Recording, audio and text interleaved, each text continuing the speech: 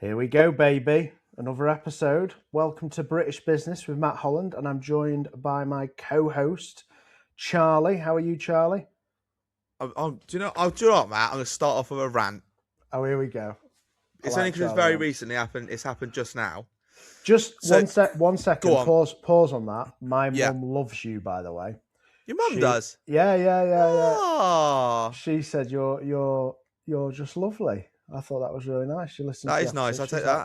That's a nice She's compliment like, to Charlie's receive. very well mannered, and he's got a good sense of humour, and he's good at articulating himself very well. And I was like, oh, that's He's very very nice. well mannered. Yeah.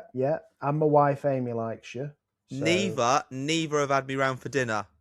Well, I mean, that might be to do with where you are in the country, perhaps. So, but let's just, if they think I'm well mannered and lovely, let's just keep it that way. That's fine. I'll make sure they don't listen to any future episodes. But anyway, go on. Tell me about you want to have a little rant, and I'll. Yeah, I'm having a rant, right? I'm having a rant about the Information Commissioner's Office, the ICO. Oh, really? Okay. Right. On. So we have to pay every year the ICO money because we deal with people's data. Right? Yeah. The Information Commissioner's Office, a regulatory body for people's data, and we have to pay them to do the regulation. 80%. I've read up on it. 80% of the funding comes from the money that we pay every single year. Now, what's pissed me off more? I wasn't gonna say it, but it has pissed me off. Okay. Is that last year for our size of business it cost us 40 quid, right? Now I'm not saying that's a huge amount of money, but there's like I looked earlier, there's about 5.9 million SMEs according to Google's AI thing, and that's a shit ton of money. So 80% comes from the fees we've raised. It used to be £40 last year. They've increased it this year to £52.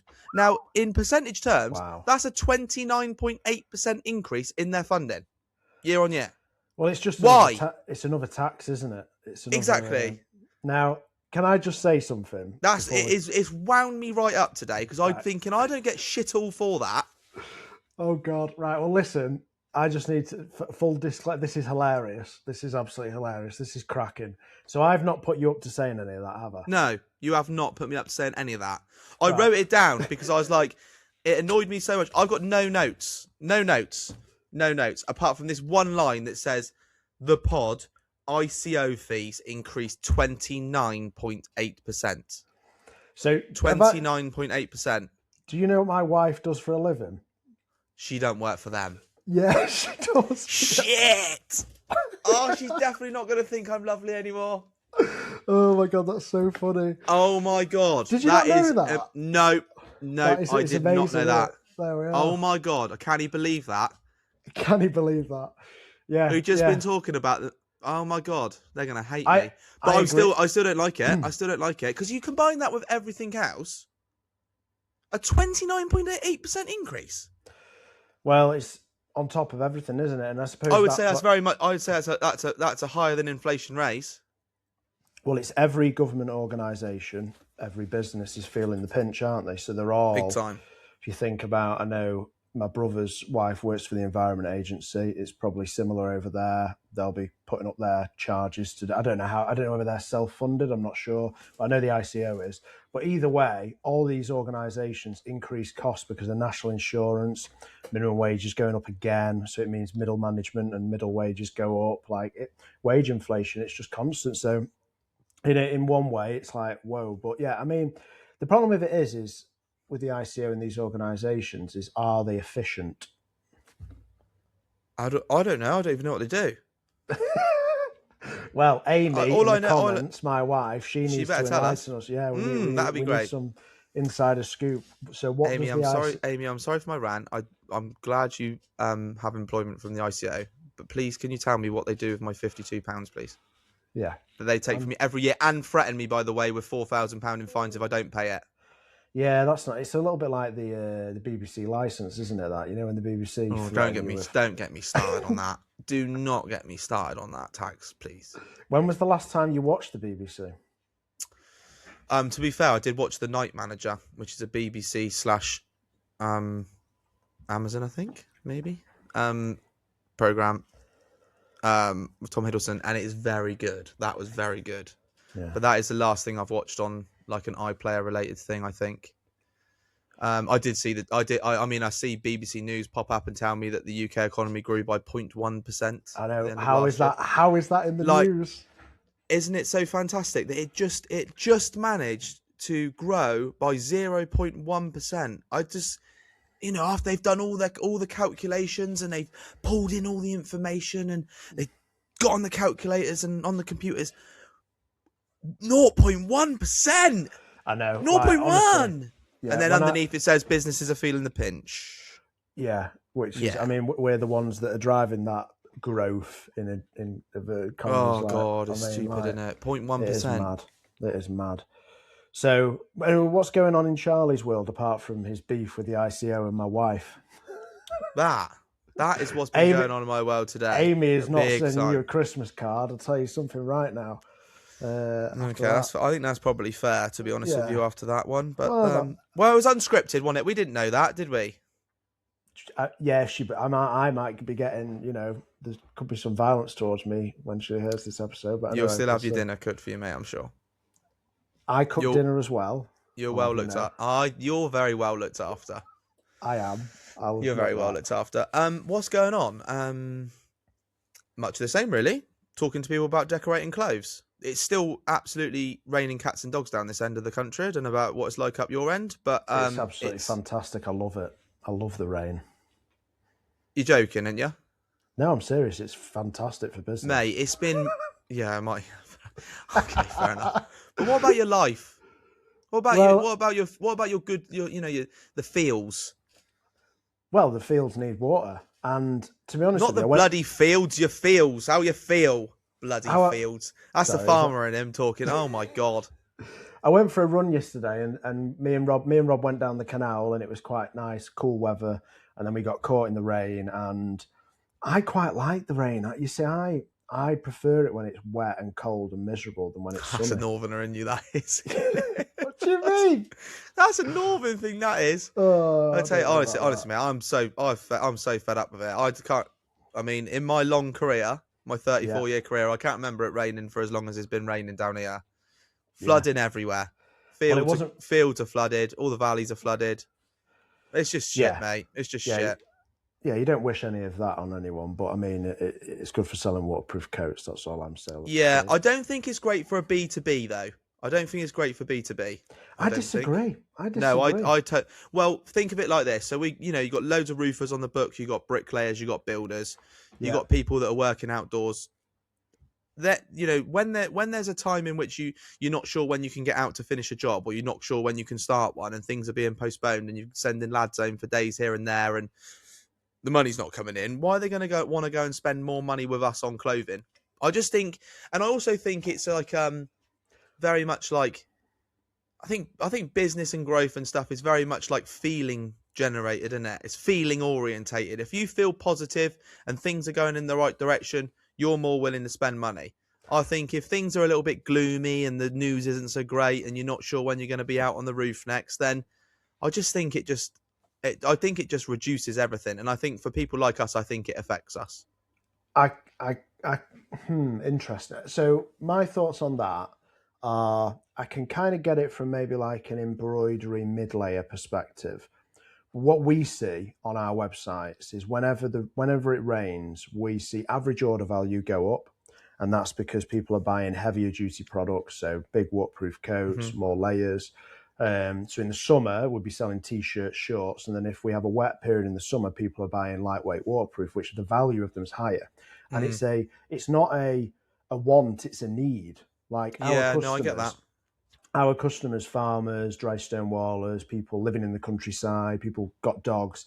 You've got to walk your dog regardless of the weather. So for me, when it rains, it sales increase. But I suppose for your customers' businesses, I would have expected it to be similar to a certain extent, because if you've got a business and you've got to be outside for work, whether that's in hospitality, services like tree surgery, whatever it might be, you need technical gear. So surely there should be a bit of an uptick in that scenario. I don't know. Yes, it has. That has been more positive for us this year for sure. I think we've driven a lot of that and trying to get like more things on show to show people. We've been talking about it more on socials. We've been talking about it more via email, etc., etc.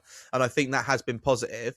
But from a garment production perspective, you think you only need one coat versus your 5 polos and your 2 jumpers and your 2 hoodies and your fleece zipper per man. You know what I mean, or per lady. I suppose. Yeah. From a busyness perspective and from a number of items that are moving through production, it ends up being a lot smaller. And I think with that comes a little bit of like almost like looking around thinking, okay, where's the next? We've done that order now. That one's gone out. When's the next one coming in? Yeah. So I think, although yes, the values might be higher of certain items, I think from a production perspective, things moving through the production line, I think we're doing less items at this time, which probably has an impact on how we feel.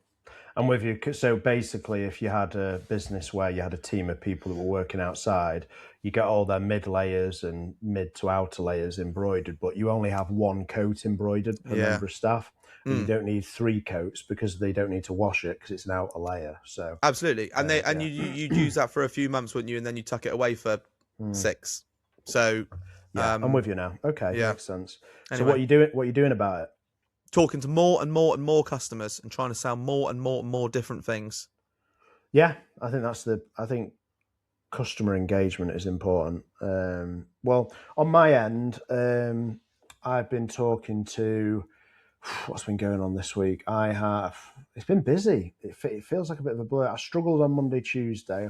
We're actually recording today's episode. We normally record on a Monday for the next Monday, but we're recording this episode on the Thursday, and the reason why we are is because I messaged you on Monday and was like, I can't be arsed. Just felt a bit flat on Monday, Tuesday. I don't know. There's been a bit of a flu going around the warehouse guys, and sometimes I interact with them if I have to. There's a barrier. There's a barrier between me and the. You're not allowed to step foot in there, are you anymore? Because you've got to delegate. You've got to manage through your people, haven't you? Yeah. So Danny, he's quite. Well, he's not protective, but I think he's protected because I think they don't like being managed by me because I'm very direct. Let's just say that. So he should be protective because he's bloody better at it than you. That's true as well. Yeah. What's going on? Why you've attacked? I'm not attacking. No, I'm not attacking. You've attacked my wife, and now you're attacking me. No, I just wanted to stick up for Danny actually because he's fantastic. Danny listens to every episode actually. Yeah, and he's great. He's good at what he does as well. He is good. Bless him. Don't inflate his fucking ego. Chill out. And he always takes a lot of shit from you as well, to be fair, and he doesn't necessarily deserve it all the time. So, anyway, swiftly moving on. I felt a bit flat Monday, Tuesday. Not sure what was going on. Felt a bit, and that happens. All the time. Still had a productive week yesterday. It's Thursday today, so yesterday I've joined this networking group. Actually, I won't disclose the name because if it doesn't work out, if it doesn't pan out, then I don't want to publicly slander them. But I have introduced someone in my network to them. Actually, it's like basically it's a business to business group. It's not like one of those ones where you go and it's like, oh, can you do me this favor? Can you do me? It's about you just have a weekly hangout every other week and you chat about what's going on in your business, talk about your challenges, talk about things you're working on. I've really enjoyed it. I'm one of the bigger small businesses in there. But I get a lot of energy from speaking to small business owners. So it's been quite good. I've enjoyed it, listening to other people's, what's going on in other people's businesses. I would second that. That talking to other people about their business is bloody exciting. Brilliant. The amount of people we get coming through the door here. And I'm fascinated. I don't care what they're doing. Tell me about it because it's so interesting. It's good. Yeah, it is. It really is. Because I don't know. We kind of fell into doing what we're doing and hearing other people doing what they're doing. It's like, do you know what? That's really cool. Fair play to you. It's exciting. Like I forwarded you a voice note from Jacob Lockwood. He was on the pod last week. He was on the pod last week, and he's amazing because he's just got that energy. Oh my God, infectious. It's infectious, but there is so many positive business owners out there who, things are hard and etc. But I think if you've got an entrepreneurial bone in your body, and even if it's like a small bone in your ear that's entrepreneurial, if you go and speak to another business owner and they start talking about the business and things that excite them, it just gets the blood flowing, doesn't it? It does. And I find that when I speak to small micro business owners, the challenges that they're facing. It makes me feel like how fortunate I am to be where I am now, but it makes me go, right, I need that hunger, that drive that they've got. I need that hustle and bustle. I need to get after it. So I had a conversation with Sammy from the ice cream place in North Wales that we can't pronounce the name of. Have you been Sammy's chatting with? rebranding. I know, and do you know why? Because we couldn't pronounce the name. You were shocking. You couldn't pronounce it at all. I So know. she said because Charlie couldn't pronounce it, not me, Charlie. You didn't even have a go at it. Well, I don't know. Well, anyway, she's changing the branding because of you. Yep. So you should feel really bad. We won't announce it live on air. That's her news. So well, let's we'll get her on for an episode in a few weeks' time because she's ramping up now for the ice cream season that's coming. Yes. The half term, there'll be people over in Wales doing that, so it's like crazy time for her. And Sammy is a good example of someone who works really, really hard in those off seasons to make sure she can go for the peak seasons, isn't she? Yeah, she's a proper grafter. Yep, she is. I like her. I've introduced her to this networking group actually because I think she needs some of that infectious energy from other business owners. But yeah, no. So I did that, and then we're trying to buy another farm at the moment. So we'll see what happens with that because we were looking at a garden centre that fell through, unfortunately. So we'll see what happens with the farm. So it's exciting stuff, isn't it? Yeah, a few minutes from here, and it'll give us a load more warehouse space. So can't really say much more than that, but we've got kind of lending pretty much secured, and we've agreed terms. So we'll see what happens at legals. But yeah, quite excited. They're going to call you Matthew Dyson. What do you mean? Or Matthew Clarkson? Well, I already live jumping on that land bandwagon. Did I ever Did I ever send you that ChatGPT meme, Hillbilly Holland? Is that you? You haven't, but I'd love to see it. Yeah, I'll send it you. Anyway, anyone else that wants to see the Hillbilly Holland meme, send me a DM on Instagram and I'll send you it. It's quite funny.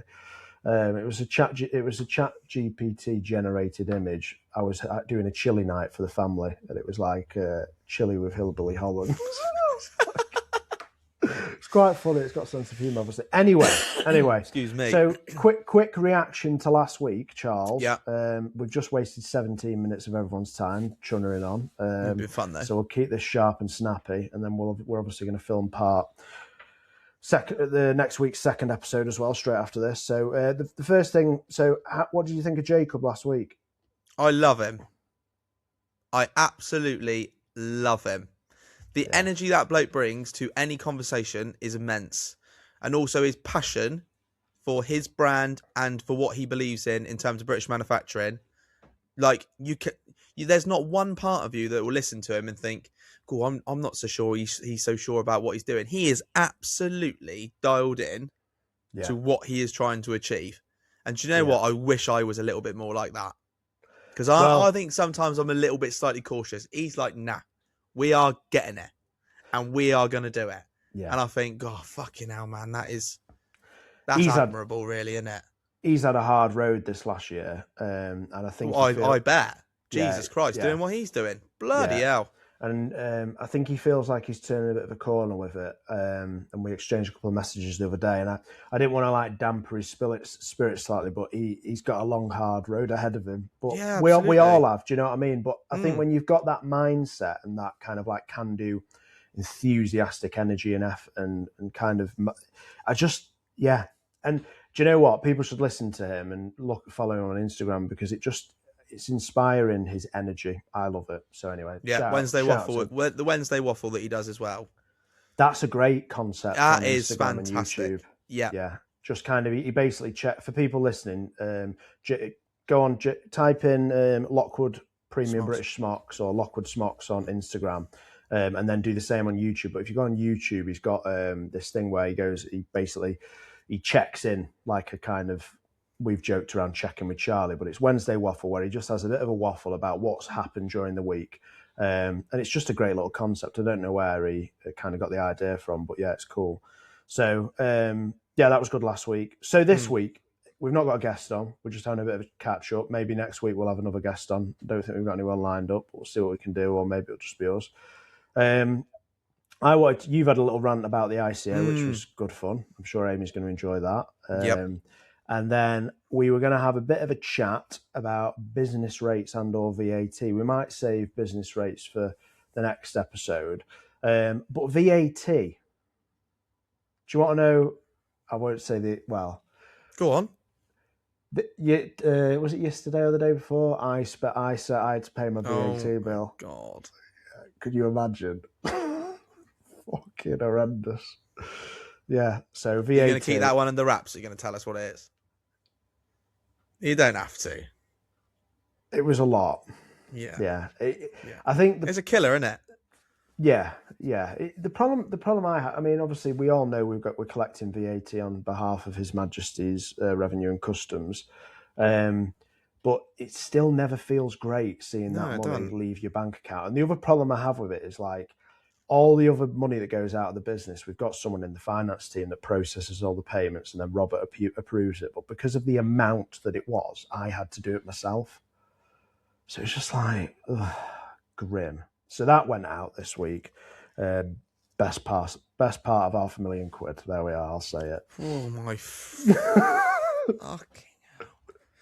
Do you reckon you notice it more because you're very much a B2C and how you our cash flow cycle? No. Or... Do you think it affects, like, from my perspective, most of the things that the way we price it's very much this is the price plus VAT. Yeah, I get what you're saying. From your perspective, when you're advertising online and you're selling online, it's very much the prices that what you're showing are inclusive, right? This is why I hate VAT, because the general consumer has no idea it exists. Exactly.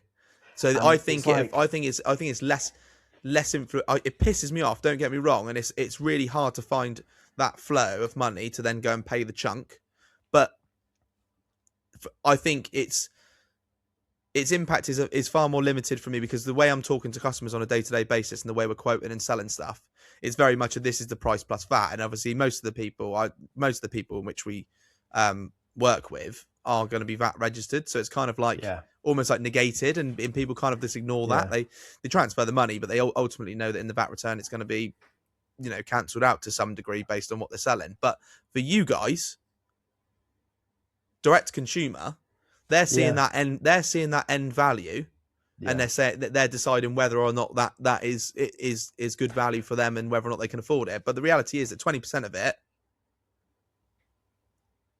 is going off to be ill spent. That's the thing that annoys me about it, is that people don't know. That's the problem. I mean, from my perspective, like I'm having a little whinge about it just because of the amount of money it was and all the rest of it. And that's like after our biggest quarter of the year, so it's a lot of money that's gone out. We're taking a lot of money, and we've probably made a lot of money as well. So you can't have it both ways. And no, absolutely not. We have to pay into the pot. Like, got no issue with that as long as it's being used efficiently. But we won't go into that kind of conversation.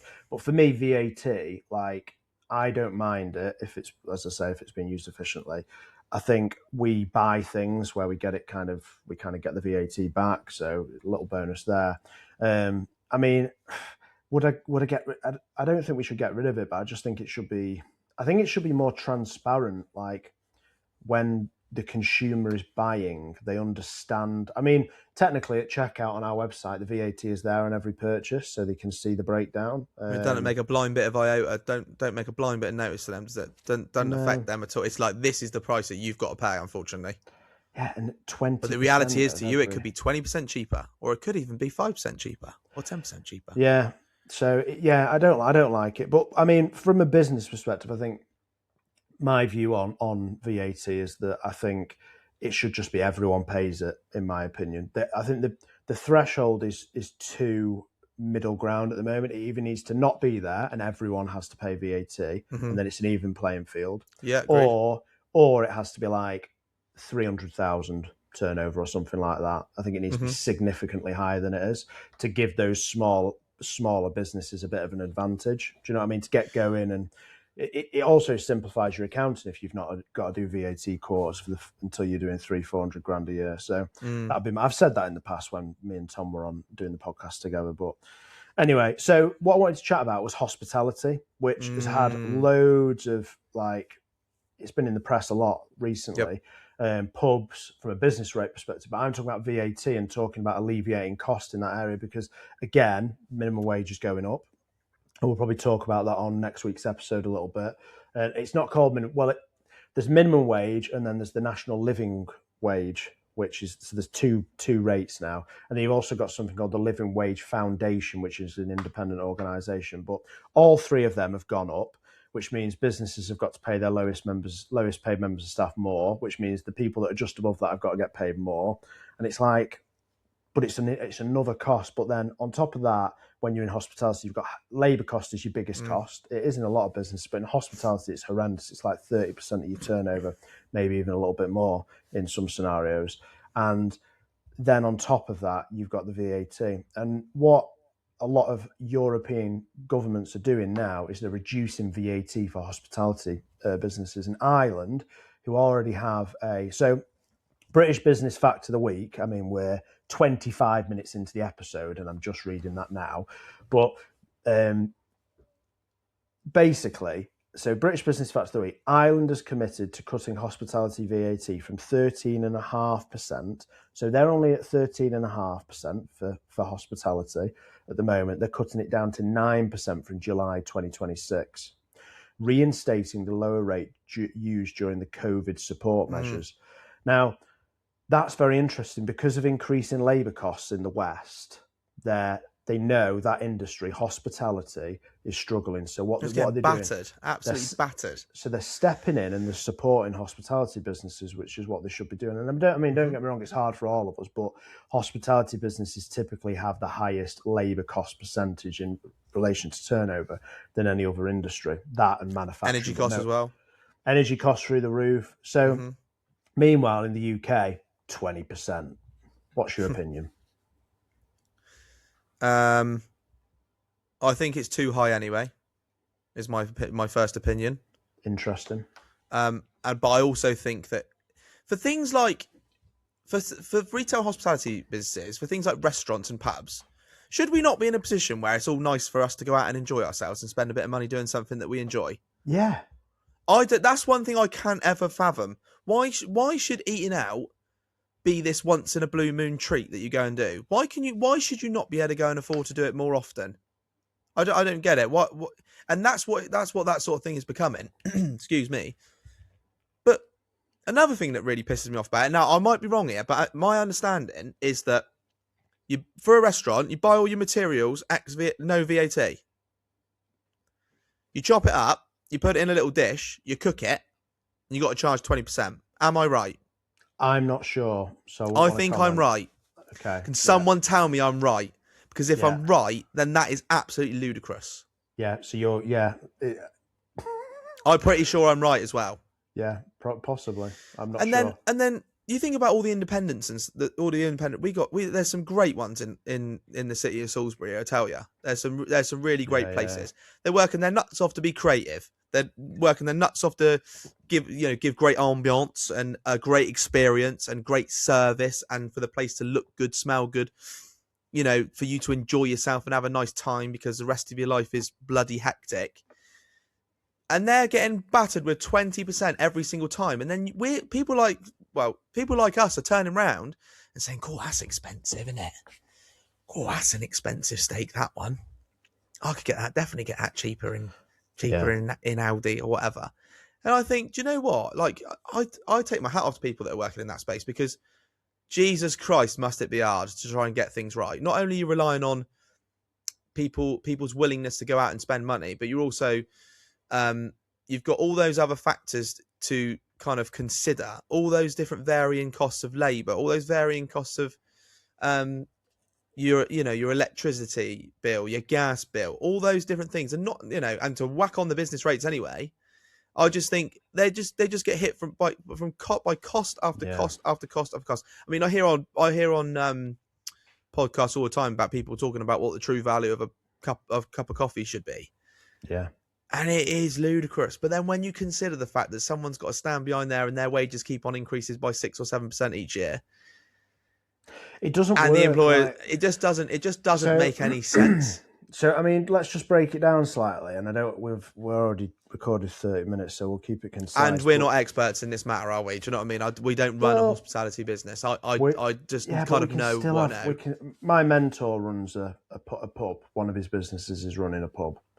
So I have conversations about it regularly. I've spoken to them about business rates, spoken to them about VAT, and what I've shared, like this opinion that Ireland of this move that Ireland are making, it's what a lot of some of the European governments are doing to help stimulate the hospitality industry.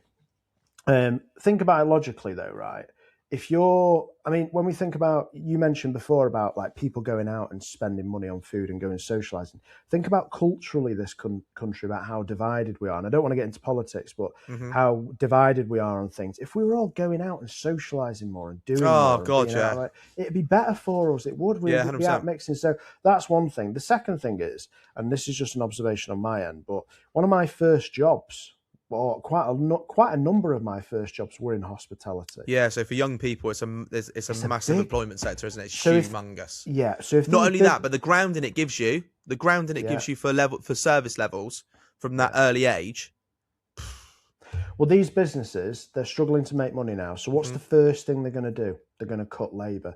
So rather than offering table service, where they would have employed young people to come and wait on and do whatever, it's order at the bar, order at the till. Or you've got to put with shit service, and then people don't want to go out because they're like, well, it Exactly. takes forever and all the rest of it. So it's a very negative spiral. But think about all those young people. Like, I discovered entrepreneurship through my first jobs. Like, I remember working in Sasso's in Disley Village. It was called Conti's at the time, with Antonio Conti, and I would work the pass. Boy, he was a business owner, entrepreneur. He was fiery as well, but he taught me hard work. Do you know what I mean? And Yeah. the thing that worries me with Arthur and Matilda, my children, is like, where are they going to get inspired? Where are they going to get that energy from? And we need to be incentivizing these small businesses to employ young people. It infuriates me. So there needs to be, you either need to control labour cost or you need to control other costs within them. And for me, VAT and business rates, we've got to do something about it. Have So to do something about it. That's the one that's easily influenced, isn't it? That'll be funny. A stroke of a pen, that one could be solved. yeah, So, reducing VAT in hospitality, for me, it's a no-brainer. It yep. stimulates the economy so well. They can't really mess around with the wages, in my opinion. I think they need to consider being a bit steadier and in line with inflation. And Mm-hmm. like, obviously, cost of living's gone up. But why is cost of living going up? Well, it's because our economy is weaker than it ever has been. GDP per capita has basically been declining over the last 20 years. Well, we're less wealthy as a nation, as individuals. So increasing minimum wage, it doesn't have the impact. It just creates more inflation. Mm-hmm. They're fucking morons, the government. I swear to God. Successive governments have been utter morons. They are, yeah. You're right. You bang on there. It's been a mess for a while, but anyway, that's my little rant about VAT and hospitality. I think it's fair, mate, as well. It would give us so much. It's just that little bit of wiggle room for, for those business owners, for those entrepreneurs, those restaurateurs. Yeah, coffee shops, yeah, just Jesus Christ, give everyone a break. Do you know what I mean? Yeah. Some of the rates around here for a coffee shop in town are absolutely ridiculous, by the way. And if you think about how many £3.50 cups of coffee you've got to sell in a day to keep the lights on, the electricity running through the machines, to keep people behind the till selling it, to keep the dishwasher going. Oh my God. I tell you what, it beggars belief. But it doesn't have to be like that. Well, Coca-Cola, who own Costa in the UK, are struggling. So they're struggling to get it right. They're struggling big time. They've tried to sell Costa. They can't get what they paid for it. So they're like, we're going to have to keep it. It's costed us 100 million quid a year or whatever it was. I can't remember the exact number, so check. But if they can't get it right, bearing in mind these businesses like Costa, I mean, Costa, when Coca-Cola bought it, it was profitable, I think, from memory. Yeah, I think it was. Either way, Starbucks did all right. There was a bit of a boom period for these coffee chains. It's a dying industry, and they employ young people. I think there's definitely been a move towards more independence as well, and there's a lot more support for your independent coffee shop, I think. I would agree with that, but I think the chains do serve an important purpose because they offer really good employment opportunities for young people, where young people can come in at a low level and work their way up and move different stores, whereas going and working for an independent is good because you're around the business owner and the entrepreneur, but you hit your ceiling pretty quickly, potentially. Mm-hmm. Yeah. But anyway, listen, that is pretty much everything I wanted to chatter on about today. Do you have anything to add, Charlie? No, mate. Can you just apologise to Amy for me, please? I will do. Shall I forewarn her when I get in the house tonight? Oh, Or shall I Should we just let it be a surprise? Should we let it be a surprise? Let's let it be a surprise. What I'll do is I'll just say, here's Charlie's mobile number. This is his address. FYI. Oh, the other thing, she actually listened to last week's episode or the week before, where she found out that you got twins, mate. And she was You haven't told her that? No, I don't know. I'm sure I have, but maybe we haven't. Yeah, and she kind of framed it as if you'd planned to have twins, and I was like, people don't plan to have twins. That's not something you go, oh yeah, let's try and have twins. That's great. No, you definitely don't. You definitely don't plan for that, mate. That is a difficulty modifier. Anyway, how do you reckon Hannah's coping with these late night podcast shoots? Fantastic. Yeah, she's got it squared fantastic. away. Fully supportive. Good. That's good to hear. Yeah, Amy's currently probably Matilda wrangling, trying to get her in bed. Yeah, Hannah's probably wrangling with all three of them, to be honest with you, bless her. But yeah. Anyway, right. We'll see you all on the next one. Thanks for listening. See you on the next one. Cheerio.